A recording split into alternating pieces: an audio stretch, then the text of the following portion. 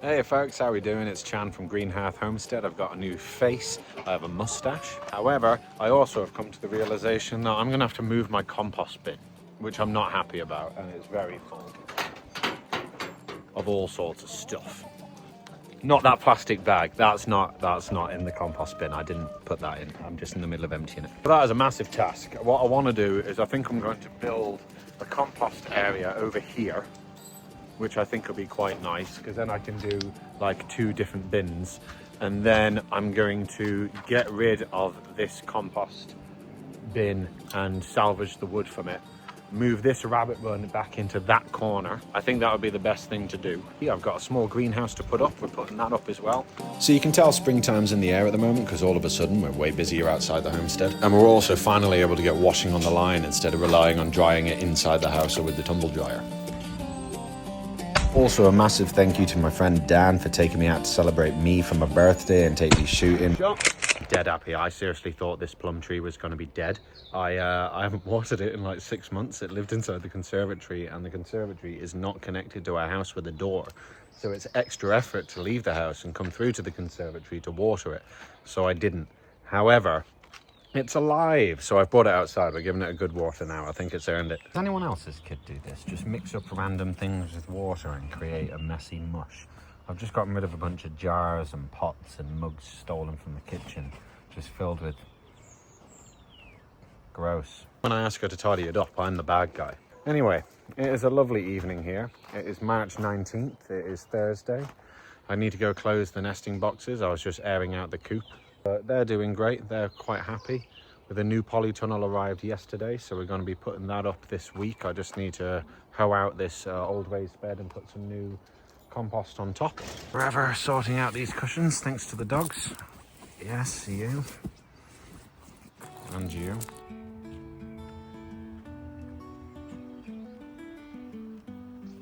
Good morning everyone. It is a beautiful sunny day on Saturday the 21st of March. What we're doing today, we're cleaning up this raised bed, and I'm going to get the new polytunnel built and a little greenhouse on the inside. I'll show you over here. We have a little raised bed of radishes from last year that we need to harvest, so we're going to get them in as well. So I did a little harvest in this earlier. It was about the end of last year, so I'm not too sure how they're going to do or what kind of size we're going to get. Oh my god. Look at the size of that. That's got a right bit of girth to it. Oh no. That one broke. Got it out. There you go. That's a good size. So these are icicle radish. I like to grow icicle radish because you just get more of it. I think they taste quite nice. They're not as intense as the red radishes. I did have red radishes in here as well. They've been munched by something there. Yeah, some of them are just little. There you go, a medium one.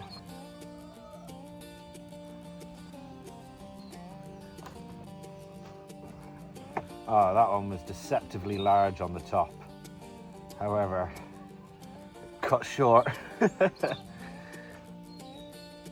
What I'm going to do, I'm going to leave some of these in to get a bit more girth on it, get a bit bigger. So I'm the only one in the house that eats radishes, so what I do is I just ferment them and keep them in a jar for as and when I want them. I put them in stir fries and stuff. So these are literally only for me. I'm very happy with the size of some of these. One of them would be an entire meal in a stir fry. So there we go. Got a few from there. I'm kind of disappointed that I didn't get all of them because I actually wanted to move the raised bed, but I'm going to leave them there. They're not causing any harm. This is our apple tree. I think it was meant to be a Granny Smith apple tree. However, they're red. I don't know. But it is the biggest tree we have got that we put in on the property when we moved in. To be honest, it's one of the £6.99 ones from B&M. And it's doing fantastic. Like, it's absolutely huge. It's probably about 8 foot now. You can see like it's way taller than me, and that's at an angle as well. There we go. See if you can get that. This tree has never really given us a lot of fruit. It's never given us a lot of fruit. It's just gotten really big. That's it. The other trees have kind of capped themselves at 5 foot and given us plenty of fruit. This is a lot of buds on it this year. However, we will see what the story is. Get these off without damaging the bark too much. There we go. Can you stop digging holes, please? Go on your way. Thank you. So what the plan for this is we're going to cover it with cardboard first, same as if it was at the bottom. Cover it with cardboard first, and then we're going to get the human manure we got from Dan Walmsley. I'll put a link to his channel in the description of this video on the top, and then this is going to be our tomato bed this year. We're just going to have a ridiculous amount of tomato plants. That's what we want anyway. And then I'm in two minds. I have exactly the same raised bed, however it's half the width of this, and I was going to put it on this side of the polytunnel. Well, I have a very thin path of only about, if you can see the green lines, 3 striped green lines in the middle. However, I wanted to do chilies in that one, so chilies in one side and tomatoes in the other, and then we have this spare raised bed at the back here. Let me know what you think in the comments, because the alternative to that is just putting the raised bed along here and just having normal outdoor crops in it. But yeah, let me know in the comments what you think we should do there. So I have approximately 5 weeks before the rabbits get here. I have the run, which I need to finish building.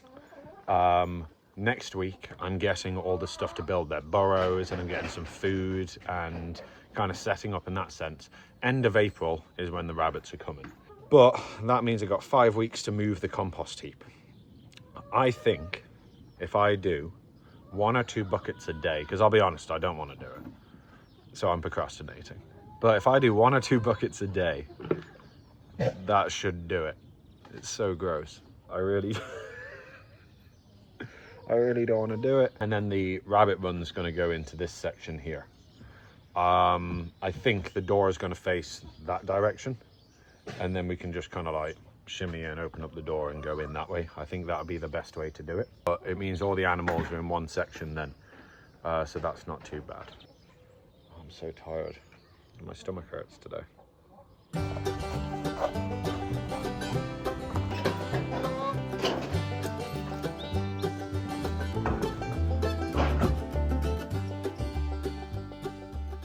So, new polytunnel has arrived, and the box size is significantly more promising than the last episode when I ordered only a cover. So we're going to get this open. My daughter's going to sit there meticulously picking off all the tape so that we can lay it in the base of the raised bed, and then we're going to get it built around the raised bed, and then we're back up and running on Greenhouse Homestead.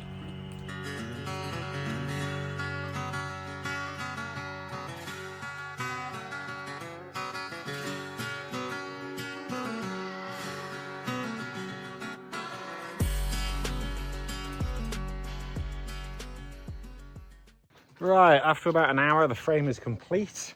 I found a few more cardboard boxes I need to strip down to put onto the raised bed here. Make sure it's nice and covered so nothing's going to get through. But now we just put the cover on and we finally have a polytunnel again. Feeling very professional right now.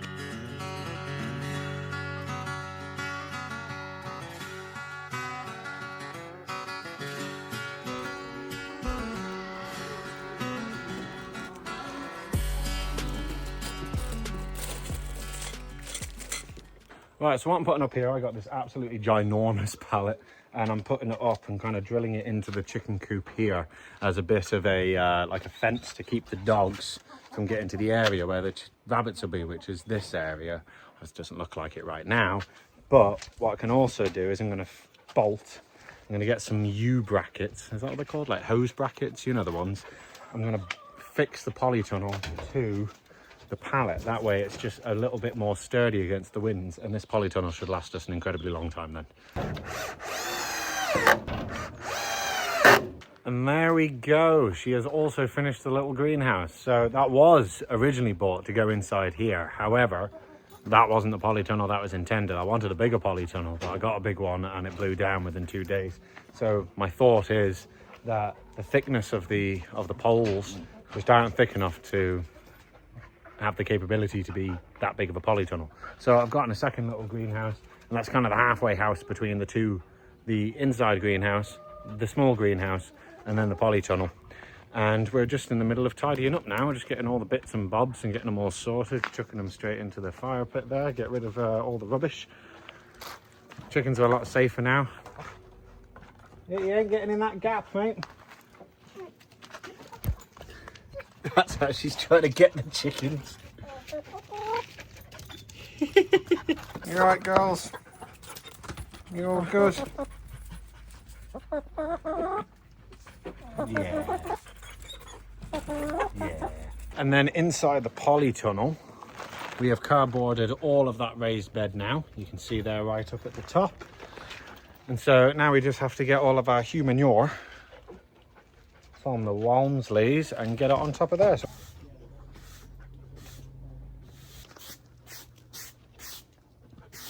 It's a bit better. Not great, but it's not a show out.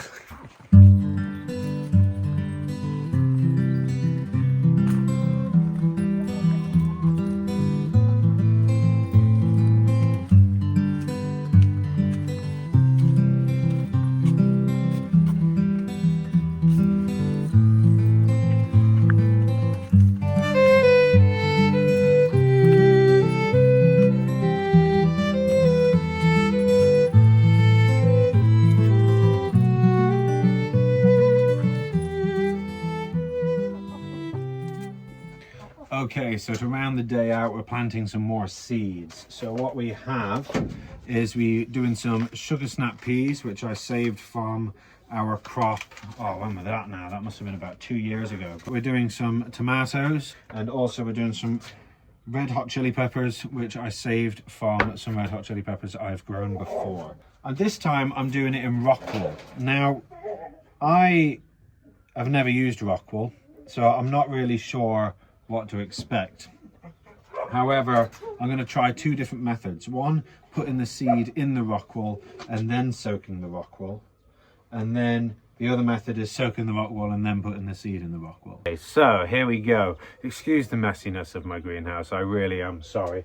So we're going to start off with the red hot chili peppers. We're going to do a tray of these with the dry rock wool. Tuck it in there.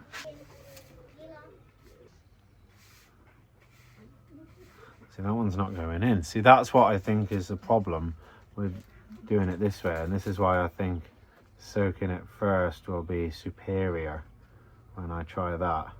Is because I try to push them in and my big sausage fingers keep pushing the wool down and flattening out the little indentation hole thing in it. And this is so delicate. This is crazy. So people have been saying that this is so much better than planting in soil, and I really hope that it is. The main reason I'm doing it is for space saving purposes, but this is so fiddly and annoying. That's another thing I've heard. Let me know if that is true if you do use rock wool, because obviously I'm spread very thin, and so I would like to require less work. I've heard that it holds moisture better than soil does. I bought this rock wool offline and I just thought to myself, watch it now not even be rock wool. I bet it's like asbestos or something. Okay, we're churning through it now. I've kind of gotten the knack of it. So we're going to get this one done and then we'll move on to the next one. Okay, on closer inspection, we are putting the seeds in and then soaking them, because putting the seeds in the already soaked ones is a nightmare. I've had to send my daughter to get a pair of tweezers because I have no hope doing it. So this is the one with seeds in and we're soaking it right now. I'm going to leave it in there for like a minute just to get as much water through it as possible. I don't even know if it needs to be a minute, but then we're going to try to take it out. I've had to use my hand like a spatula, and then I'm moving it to these trays, which I got off my own. What is it now? What is it, mate? Is it nothing? Oh, I can hear the ice cream van. It's probably the ice cream van.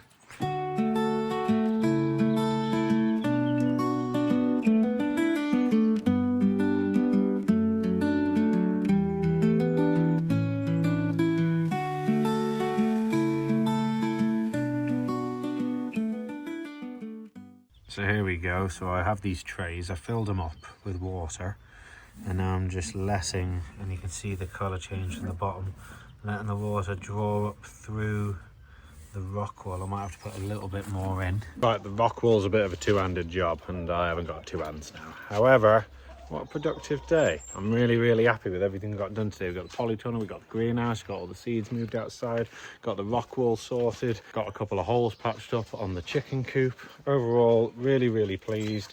Next project is behind the pallet fence. So, yeah, I also have to move in some compost from the front, but I'll do that. I'll do that off camera. But thank you very much. On to the next day. Good morning, everyone. It's Sunday, the 22nd of March. I'm out and about at the moment. I'm just heading to my local shop. So I thought I'd introduce the day now. We're heading out today. We're heading out to an event run by our friends, the Walmsleys. I'm back with my rock wall, and I've changed my mind again. I'm now a pre-soak person because I found my dibber, and that makes life 10 times easier. So I pre-soak, and then I go in, do a little pokey drill action. There we go. And then I just pick up the seeds and plop them in the hole. And I'll kind of squeeze them up later to kind of seal them back up. And my finger's wet. It sticks to my finger. It's easier to pick up one when my finger is wet. Innovation, this is how civilization was made. Oh, we are flying. I am a rock wool convert. Well, actually, I don't know yet. We haven't even had anything germinate, so we shall see. I'm like halfway through a thing. How long did the last one take me? This is nuts.